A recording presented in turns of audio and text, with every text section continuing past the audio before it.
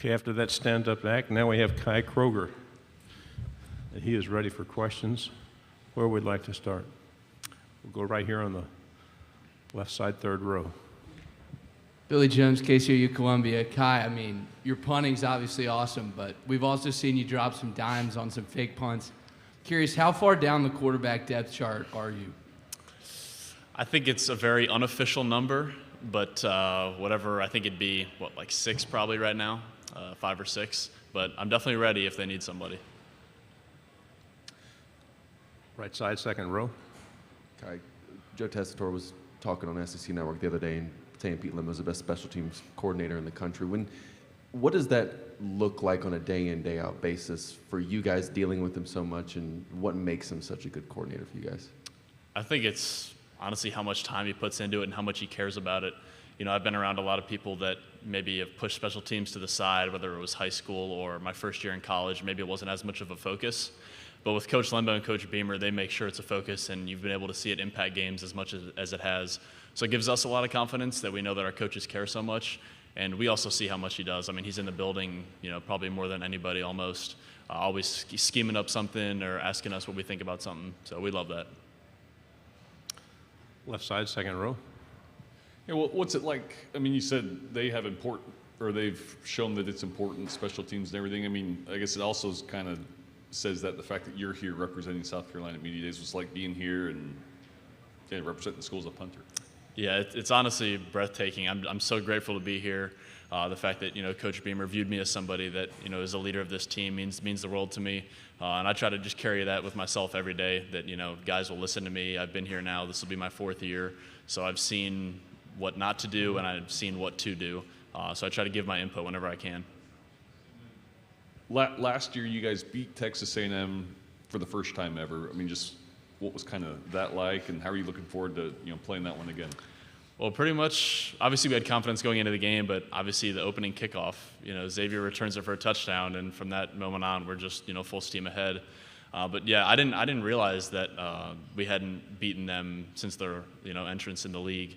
So after hearing that, it's kind of like, you know, wow, it's really a big deal. And, you know, they've beaten us pretty bad in the past, so it's nice to, you know, kind of get back at them. And, like, that's another game where special teams is a big deal. Go on the road. Speaking on games where special teams was a big deal, your performance in that Clemson game was unreal. Could you talk us through what that was like? I mean, you just kind of get on a heater in a game like that? Like, is the confidence flowing? Or what's that like for a punter when you're going out there knowing you're going to put it where it needs to be? Yeah, I mean, that's kind of like, you almost just like want to give it the MJ shrug, right? You know, have so many things just go your way. And obviously, you know, I can do my part to control the distance as much as I can and try to hit backspin and such. But it kind of just seemed like every punt would just go exactly where we wanted it and have the right bounce. There were a few of them that maybe were a little bit more like stingers, so I need to get those up more. But yeah, it definitely was an unbelievable game. Front row. Guy, we've talked to Coach Lumbo about it, but as a specialist, how has things changed just with players, the perception of wanting to be in that special teams meeting room, say maybe, you know, compared to when you were a freshman back in 2020?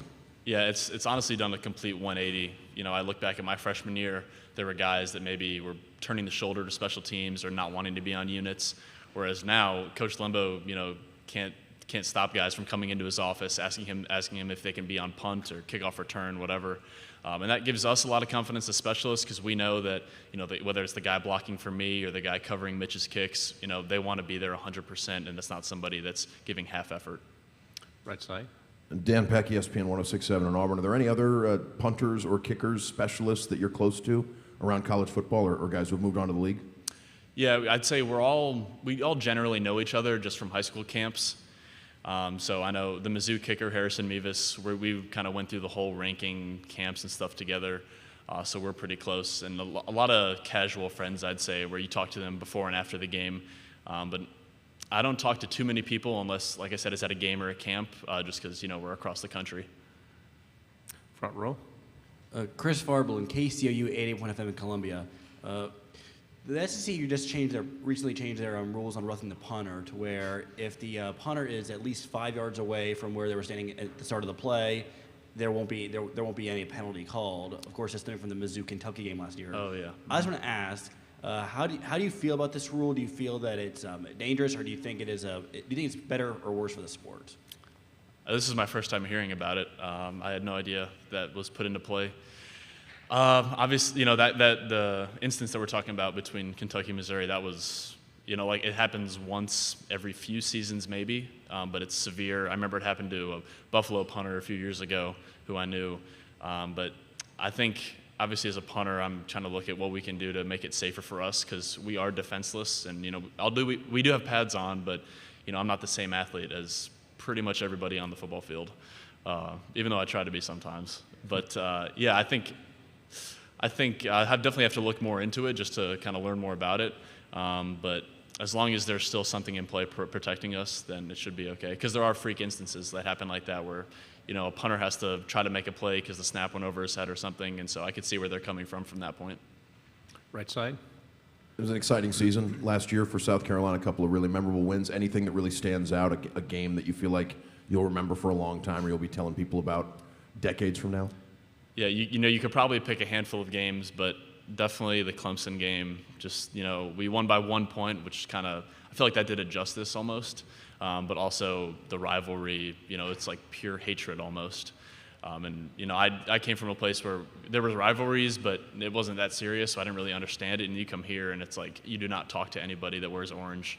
But, yeah, that game was unbelievable, especially, being able to contribute the way I did was awesome. So that game I'm not going to forget forever, for sure. Left side.